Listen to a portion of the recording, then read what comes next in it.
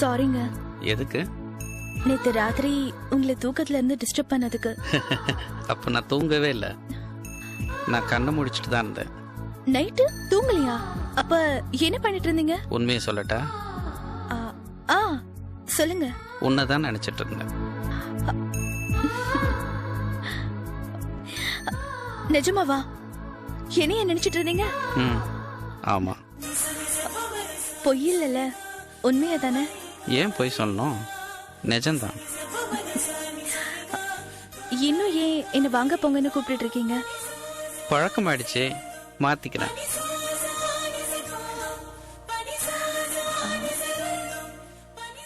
என்ன பிடிச்சிருக்கா? கொஞ்சம் இல்ல, ரொம்பவே பிடிச்சிருக்கு. உங்களை பார்த்த உடனேயே எனக்கு ரொம்ப பிடிச்சிருச்சு. அதுக்கு என்ன காரணம்னு நினைக்கிறீங்க? என்ன கேட்டா எனக்குன்னு தெரியும்.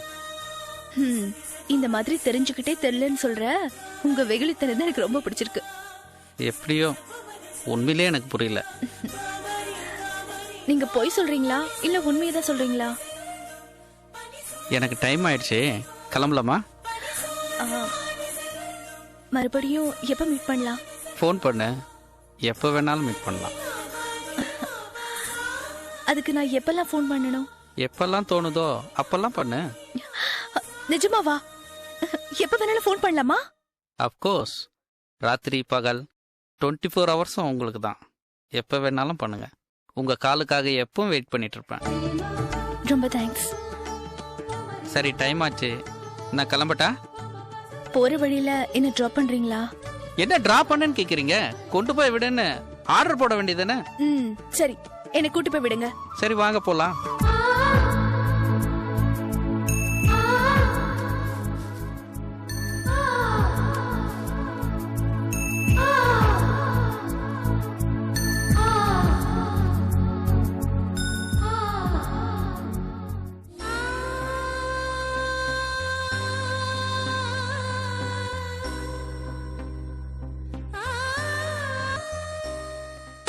ஊர் உலகத்துக்கு எப்படி தெரியும் அமுதா செத்தாளா, எங்க செத்தா, எப்படி செத்தா, கொலையா தற்கொலையா இல்ல இயற்கை மரணமா?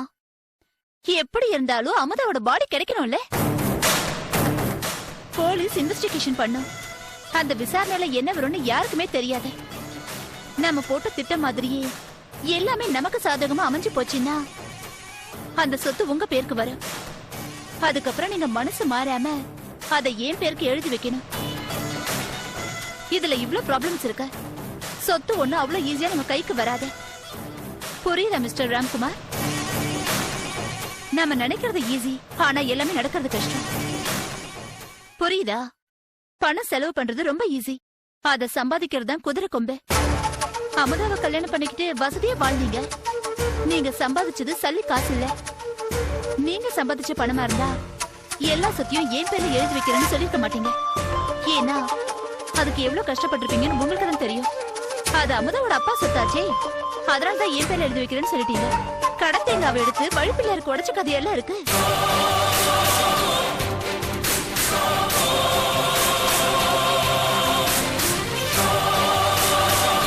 சித்ரா, நீ எப்படி யோசிச்சு திட்டம் போடுற? எதுவுமே எனக்கு தெரியலையே. என்கிட்ட மயங்கி கிடக்குறீங்க, உங்களுக்கு எப்படி தெரியும்? நீங்க ஈஸியா மனசு மாறிடுவீங்க. என் மேல நம்பிக்கை இல்லையா? உங்களை எந்த பொண்ணு விழ வச்சிருவா? அப்படி சொல்லாத. உன்னை தவிர வேற யாருக்கும் என் மனசுல இடம் கிடையாது. லவ்வா? இத நான் நம்பணுமா? உன் மேல சத்தியமா எந்த காலத்திலும் உன்னை கைவிட மாட்டேன். நீங்க சத்தியத்தை சக்கரை பொங்கல்ல கலந்து சாப்பிடுற ஆளு. உங்க சத்தியத்தை தண்ணீர் தான் எழுதி வைக்கணும்.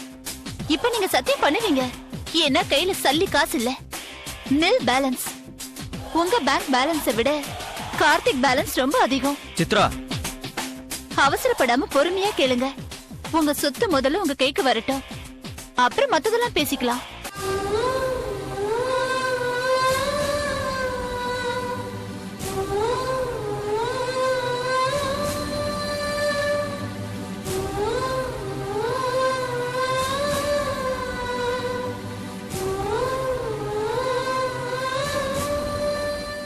என் வைஃப் அமுதாவை காணோம். காணுமா? கோவாக்கு போனா திரும்பி வரவே இல்லை. தனியாவா போனாங்க? இல்ல, என் கார்ல தான் போனா. அவங்களே டிரைவ் பண்ணாங்களா? இல்ல, என் டிரைவர் கூட தான் போனா. வேற யாரும் அவங்க கூட போலையா? இல்ல. டிரைவர் மேல அவ்வளவு நம்பிக்கையா? டிரைவர் பேர் என்ன? கார்த்தி. ரொம்ப நல்ல பையன். நீங்களே சர்டிபிகேட் கொடுக்குறீங்க, அவ்வளவு நல்லவனா? நம்பிக்கையானவன் தான், அதான் அனுப்பி வச்சேன். கோவாக்கு எதுக்கு போனாங்க? சும்மா டூருக்கு போனாங்க. இது ஏற்கனவே போட்ட ப்ரோக்ராமா? அப்படிலாம் இல்ல, நானும் அவளும் போறதா இருந்துச்சு.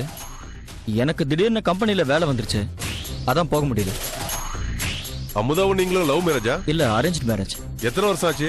ஒரு 5 வருஷம் ஆச்சு. குழந்தைங்க இருக்கா? குழந்தை கிடையாது. உங்களுக்குள்ள ஏதாவது தகராறு இருக்கா? அப்படிலாம் ஒண்ணும் கிடையாது. கோவா போன கார்த்திக் திரும்பி வந்துட்டாரா? வந்துட்டான். உங்க மனைவியை பத்தி அவர் என்ன சொன்னாரு? ஏதோ ஷாப்பிங்க்கு பர்ச்சேஸ் பண்ண போனாங்களாம். அப்ப திடீர்னு காணுமா. ஒரு நாள் ஃபுல்லா தேடி பார்த்திருக்காங்க, கிடைக்கலையா. கார்த்திக் திரும்பி வந்துட்டார்ல, கோவா போலீஸ் கிட்ட கம்ப்ளைண்ட் கொடுத்தாரா? கொடுக்கல. ஏன்? அவனை தான் கேட்கணும். நீங்க கேட்டீங்களா? இல்ல. சரி, ஈவினிங் வந்து ஸ்டேஷன்ல வந்து ஒரு கம்ப்ளைண்ட் கொடுங்க, நான் ஆக்ஷன் எடுக்கிறேன். சரியா? ஓகே.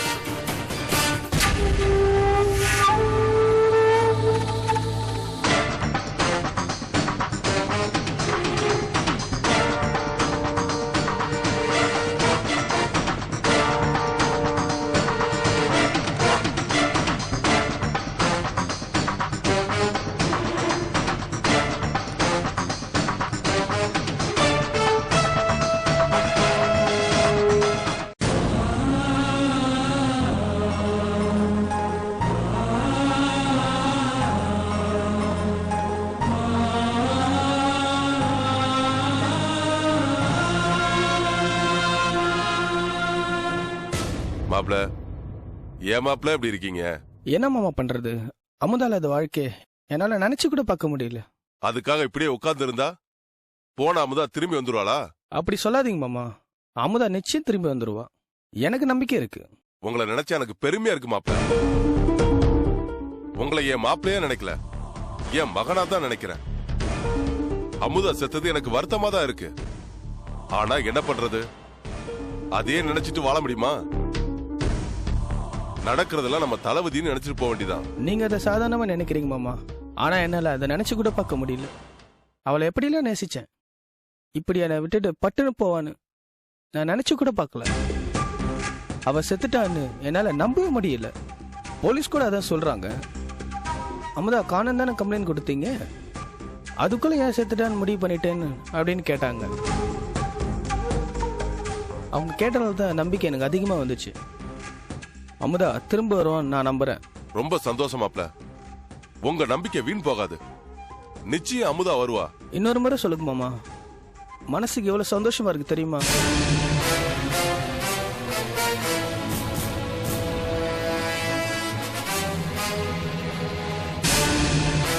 ஒரு விஷயம் சொல்றேன், தப்பா எடுத்துக்க மாட்டீங்களே? மாமா, நான் உங்களுக்கு தப்பா நினைப்பேனா? ஒருவேளை அமுதா திரும்பி வரலனா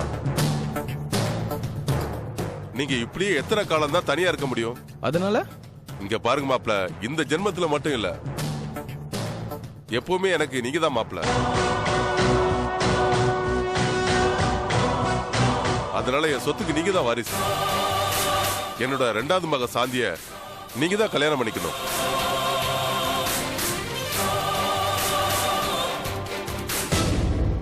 என்ன சொல்றீங்க மாமா? மாப்ள, கோவப்படாதீங்க. அமுதாவோட அப்பாவா நான் இதை சொல்லக்கூடாது, எனக்கு வேற வழி தெரியல.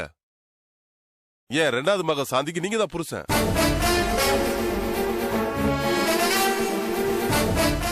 எப்படி என் மக அமுதாவை கண்கலங்காம காப்பாத்துனீங்களோ அதே மாதிரி என் ரெண்டாவது மக சாந்தியை நீங்க காப்பாத்தணும்.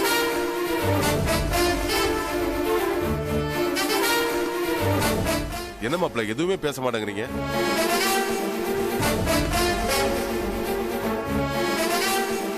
எனக்கு என்ன சொல்றதுன்னே தெரியல. அமுதாவையும் மறக்க முடியல, உங்க பேச்சையும் தட்ட முடியல. இதனால நெருப்புல விழுந்த கொல்லியர் மாதிரி துடிக்கிறேன். பொறுமையை யோசிச்சு பதில் சொல்லுங்க. இன்னைக்கே சொல்லுங்கன்னு நான் சொல்லல. எத்தனை நாள் யோசிச்சாலும் என்னால அமுதாவை மறக்க முடியாது. நீங்க என்ன கட்டாயப்படுத்தினா நான் வேற முடிவு எடுக்க வேண்டிய வரும்.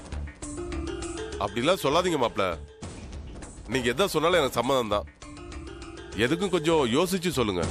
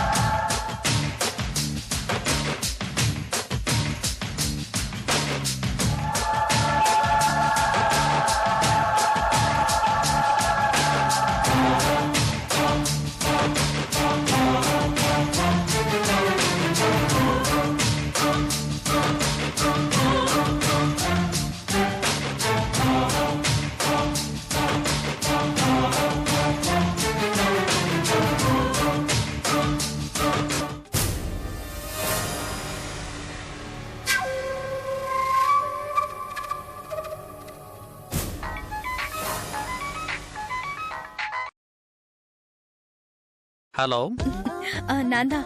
என்ன எந்த நேரத்துல? தோணுச்சு, அதான் பண்ணேன். ஏன் நான் பண்ணக்கூடாதா? நீங்க இன்னும் தூங்கலையா?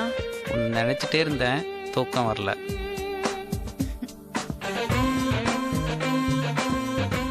என்ன நீங்க வாங்க போங்கன்னு கூப்பிடுறீங்க? இனிமே கூப்பிட மாட்டேன். சரி, இனிமே எப்படி கூப்பிடுவீங்க? வா போன்னு கூப்பிடுறேன். எங்க கூப்பிடுங்க பாக்கலாம். வா போ. அச்சுப்பா, ஜோக் அடிக்கிறதா நினைப்பா. எனக்கு சிரிப்பே வரல.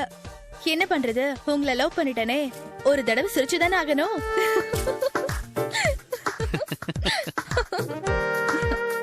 சிரிச்சிட்டேன், போதுமா? வா போனா உடனே வா போன்னு கூப்பிடணுமா? ஏய், இங்க வா அங்க போன்னு சொல்லக்கூடாதா? இங்க வா அங்க போ.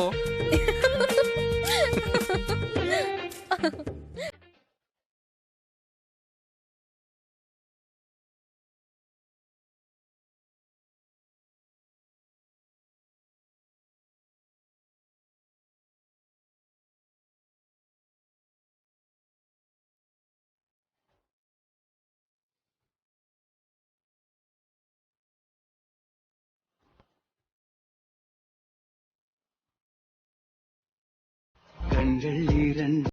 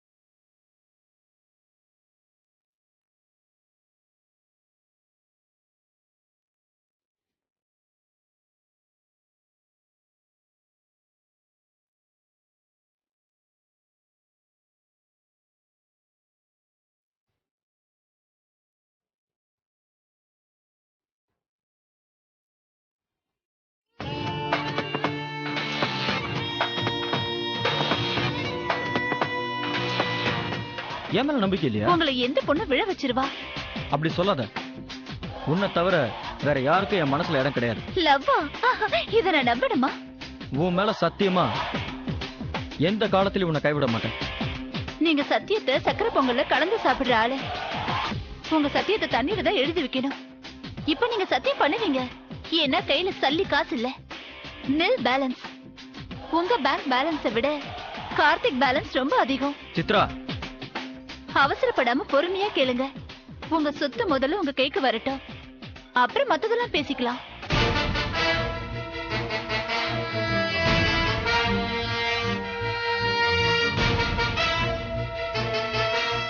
ஒரு விஷயம் சொல்றேன், தப்பா எடுத்துக்க மாட்டீங்களே? மாமா, நான் உங்களுக்கு தப்பா நினைப்பேனா? ஒருவேளை அமுதா திரும்பி வரலனா நீங்க இப்படியே எத்தனை காலம் தான் தனியா இருக்க முடியும்? அதனால இங்க பாருங்க மாப்ள, இந்த ஜென்மத்துல மட்டும் இல்ல, எப்பவுமே எனக்கு நீங்க தான் மாப்ள.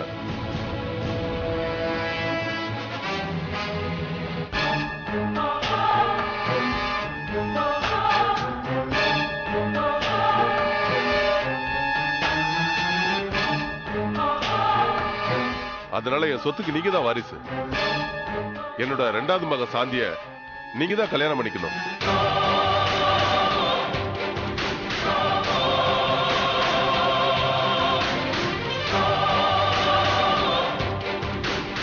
வா சித்ரா. இந்த வா சித்ரா போ சித்ரா கதையெல்லாம் வேண்டாம். என்ன நடந்ததுன்னு சொல்லுங்க.